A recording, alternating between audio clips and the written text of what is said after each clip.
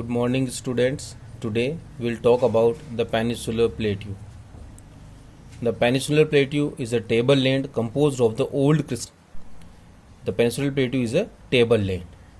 It means it is flat on the top and it on a height. And it is made up of old crystalline, igneous and metamorphic rocks. It was formed due to the breaking and drifting of the Gondwana land. This plateau, the Peninsular Plateau, is formed by the breaking and drifting of Gondwana land, and thus making it a part of the oldest landmass. So, it is the part of world's oldest landmass. The plateau has broad and shallow valleys and rounded hills. On this plateau, what we see, the broad and the shallow valleys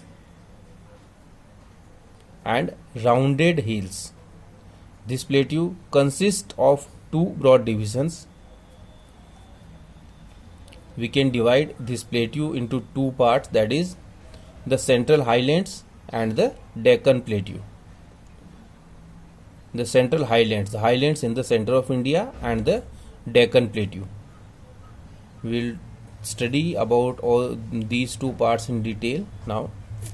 The part of Peninsular Plateau lying to the north of Narmada River, covering a major area of Malwa Plateau, is known as the Central Highlands.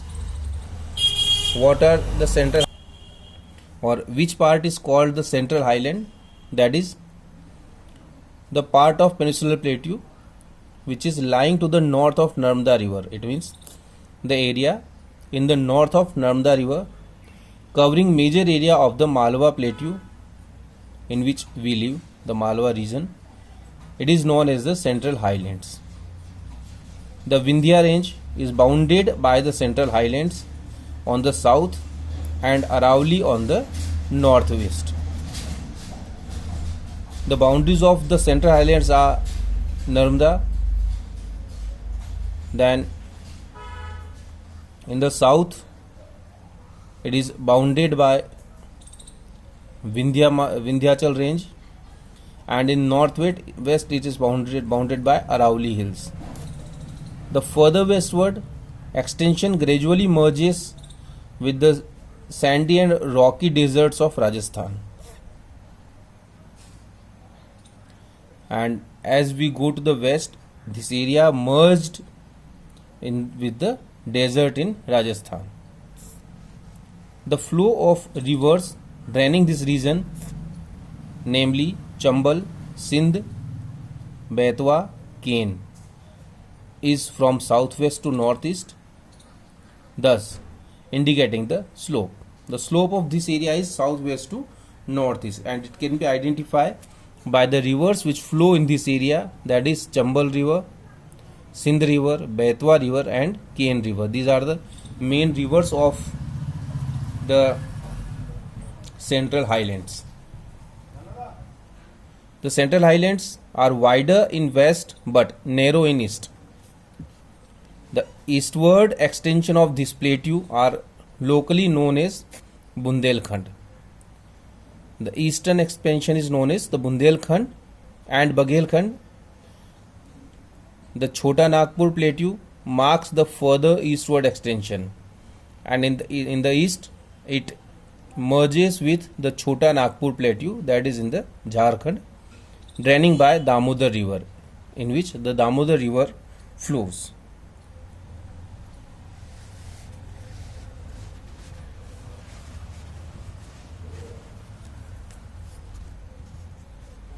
The Deccan Plateau is a triangular landmass that lies to the south of river Narmada.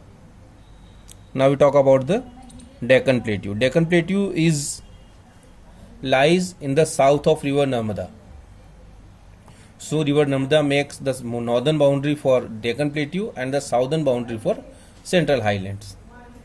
The Satpura range flanks its broad base in the north, while Mahadev, the Kaimur Hills and the Maikal range form its eastern extension. These are the boundaries in the east and the north. The Deccan Plateau is higher in the west and slopes gently towards east. It is higher in the west and it has a slope towards east. An extension of the plateau is also visible in the northeast, locally known as Meghalaya. The extension of this area is in the northeast as well, that is called the Meghalaya, Karbi Anglong Plateau and the North Chachar Hills. It is separated by a fault from Chota Nagpur Plateau. Three prominent hill ranges from the west to east are Garo, Khasi and Jaintia Hills. This Meghalaya area is separated from the Deccan Plateau by the Chota Nagpur Plateau, and the main ranges of this Meghalaya area are Garo, Khasi and Jaintia.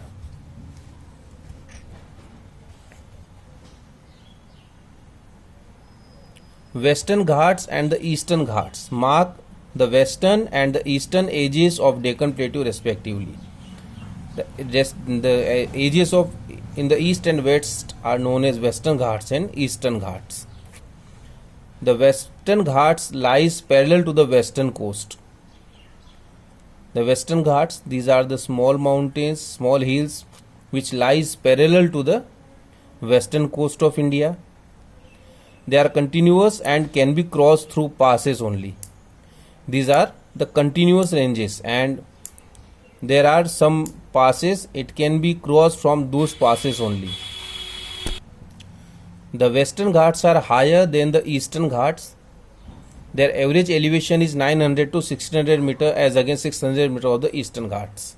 Eastern Ghats are generally 600 meters high, but the Western Ghats are ranges between 900 to 600 meter.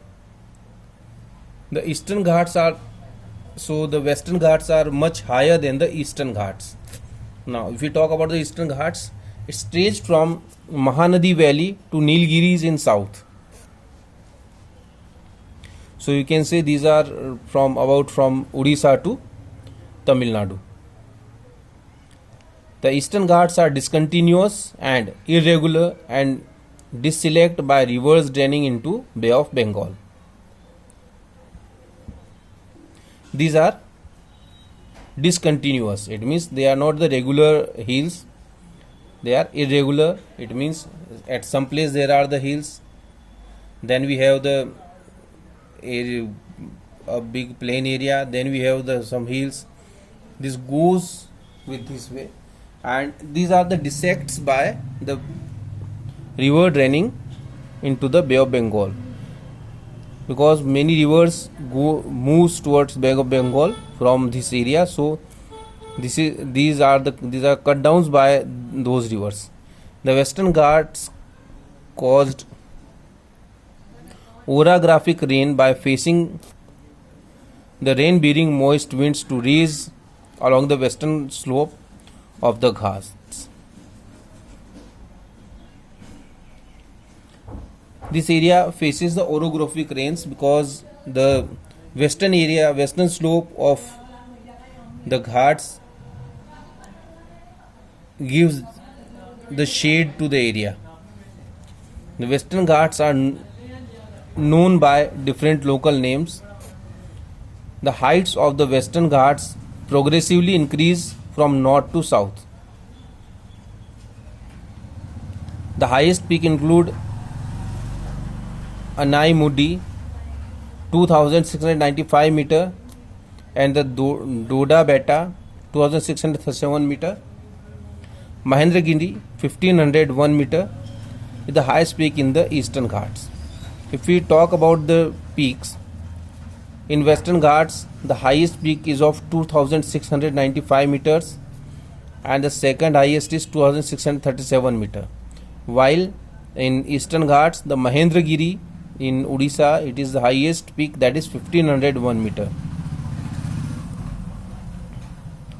Shaori Hills and the Javadi Hills are located to southeast of the Eastern Ghats.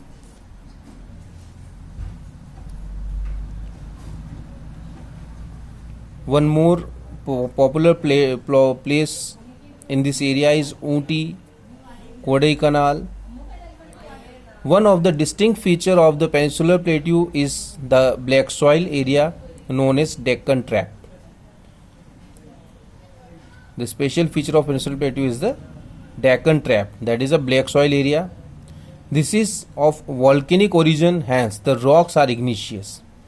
This area is made up by the volcanic explosion. So this area has igneous rock there. Actually, these rocks have dimmed over time and are responsible for the formation of black soil. The Aravalli Hills lies on the western and northeastern margins of the peninsular plateau. In the west and the northwest of peninsular plateau, there is the Aravalli Hills. These are the highly eroded hills are found as broken hills.